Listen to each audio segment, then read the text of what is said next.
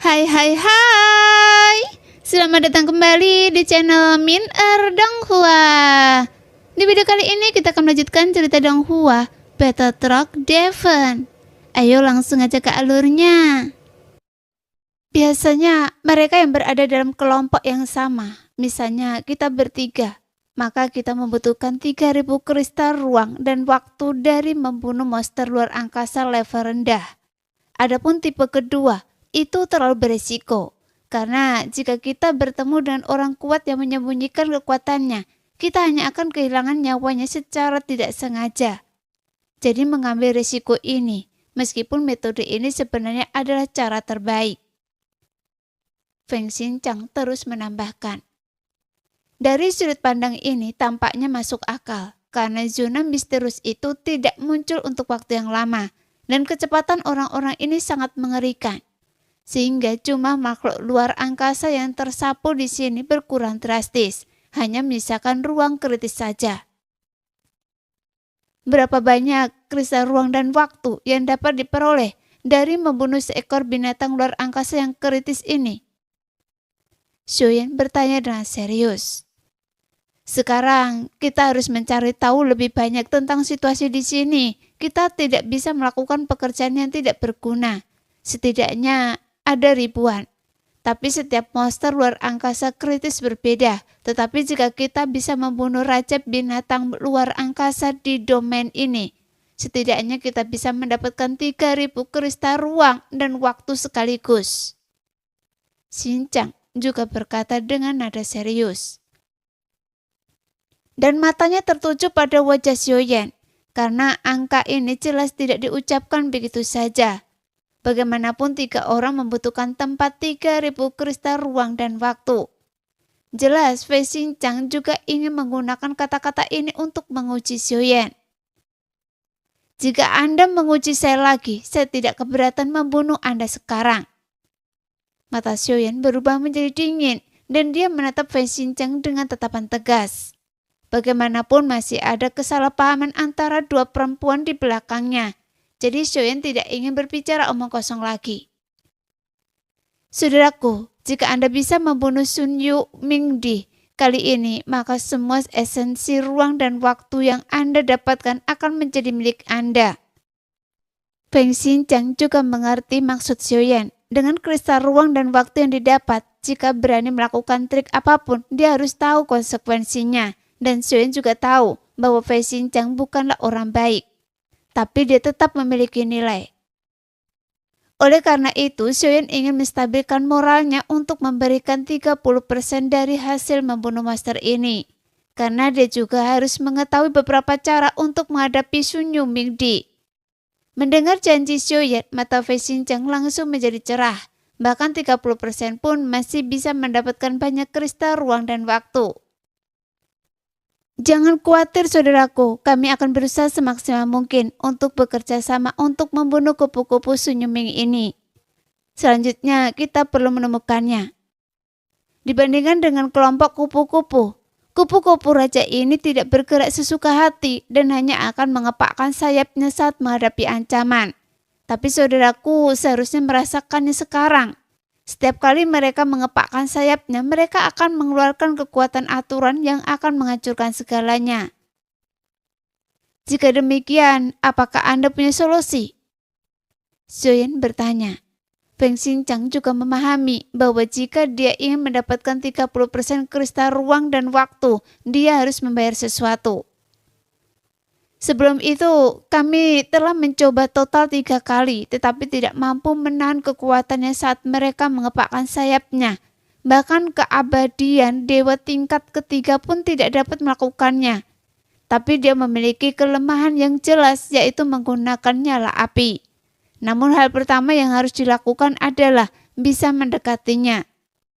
Setiap kali dia mengepakkan sayapnya, dia akan menghilang seketika. Tapi saya punya formasi di sini yang bisa mengunci binatang ini sepenuhnya, bahkan dapat dengan cepat mengunci posisinya selama kita mengejarnya. Jika Anda melawan kekuatan sayapnya, maka Anda bisa membunuhnya.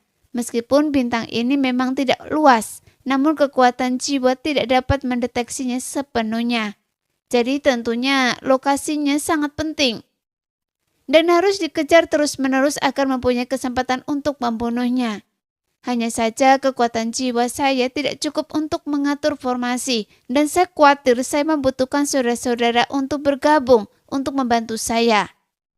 Feng Xinjiang berkata sambil tersenyum masam, sementara Xuan mengambil damo dari jubah lengan bajunya sambil memikirkan sesuatu. Segera cahaya biru keluar dari mata besar damo dan langsung menyebar dengan cepat, dan seluruh bintang langsung tertutup cahaya biru. Kemudian sebuah formasi tak kasat mata dengan cepat mengembun. Melihat pemandangan itu, pupil Feng Xinjiang menyusut. Menurutnya, formasi yang ingin dia gunakan adalah kartu trufnya. Tanpa kartu truf ini, mustahil bagi Xuan membunuh Sun Yumingdi. Tanpa diduga, Xuan mengangkat tangannya dan berjalan keluar. Dan pola formasi yang samar-samar muncul dari atas kepalanya, bahkan lebih halus dan kuat daripada formasinya. Bagaimana kalau kita menemukannya sekarang? Setelah selesai berbicara, Xuan memandang Feng Xinjiang yang masih tertegun dan belum pulih. Yang terakhir tertegun dan kemudian tersenyum pahit. Kita bisa menilai dari kekayaan bubuk fosfor di sekitarnya. Tanpa petunjuk arah yang akurat, pencarian akan sedikit merepotkan. Setelah mereka bernegosiasi secara singkat, ke-6 orang itu segera berangkat lagi untuk mencari Raja Kupu-Kupu. Segera seperti yang dikatakan Feng Xinjiang sebelumnya, bahwa fosfor seperti kabut biru muncul di area sekitarnya yang tampak tembus cahaya dan menyelimuti ruang luas. Namun Feng Xinjiang masih bijaksana.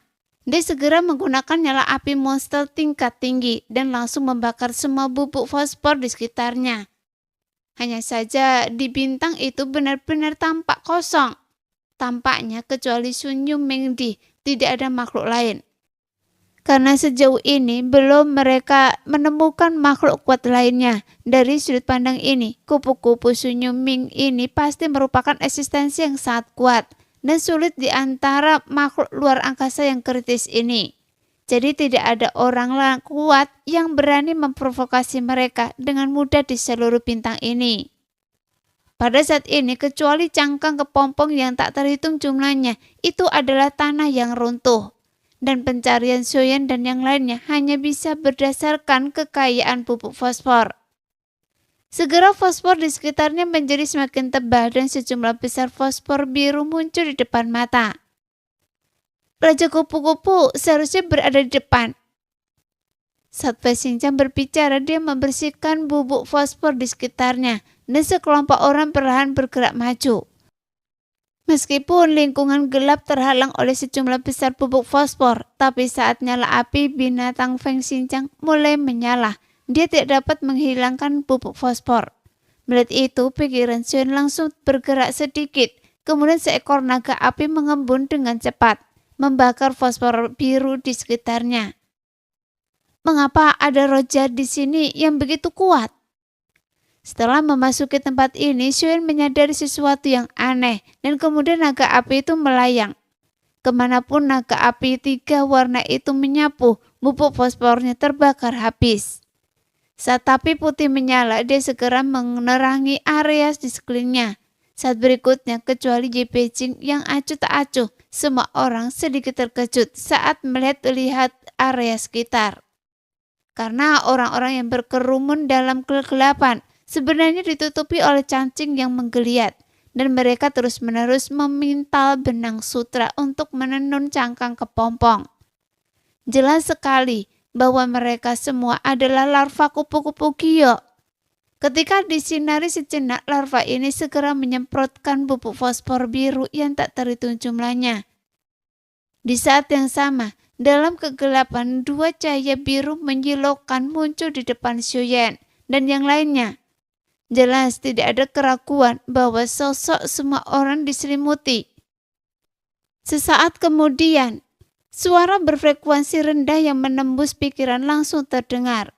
Pada saat ini, Feng Xinjiang melambaikan tangannya dan lonceng emas muncul di depannya untuk menyelesaikan serangan sonik. Tapi Xuan yang berada di sisinya, dia juga sudah bersiap. dan menggunakan kekuatan jiwa untuk menutupi semua orang. Meskipun mereka tidak dapat sepenuhnya menghindarinya, tapi mereka semua dalam jangkauan perlindungannya. Segera Xiuyan berteriak pelan dan naga api 3 warna itu tiba-tiba meledak dan melepaskan gelombang nyala api yang sangat dahsyat. Pada saat yang sama, kekuatan bintang api juga menyebar dengan cepat dan pupuk fosfor biru mulai terbakar dengan kecepatan yang sangat cepat. Dalam sekejap, tempat itu berubah menjadi lautan api. Di saat yang sama, Xiuyan bisa melihat dengan jelas lokasi 2 berkas cahaya biru dan kupu-kupu sunyu yang besar sedang merangkak di tanah. Bahkan ada banyak larva di depannya. Tampaknya mereka semua adalah putranya. Saat Xiuyan masih memikirkannya, dia tiba-tiba merasa kesurupan karena ruang di depannya tiba-tiba terdistorsi dan tidak sejajar. Kemudian Ye Beijing dan Xiao Yueli di sampingnya tiba-tiba menghilang. Nah, demikianlah video hari ini. Terima kasih sudah menonton video Min sampai selesai. Sampai jumpa lagi di video selanjutnya. Bye-bye.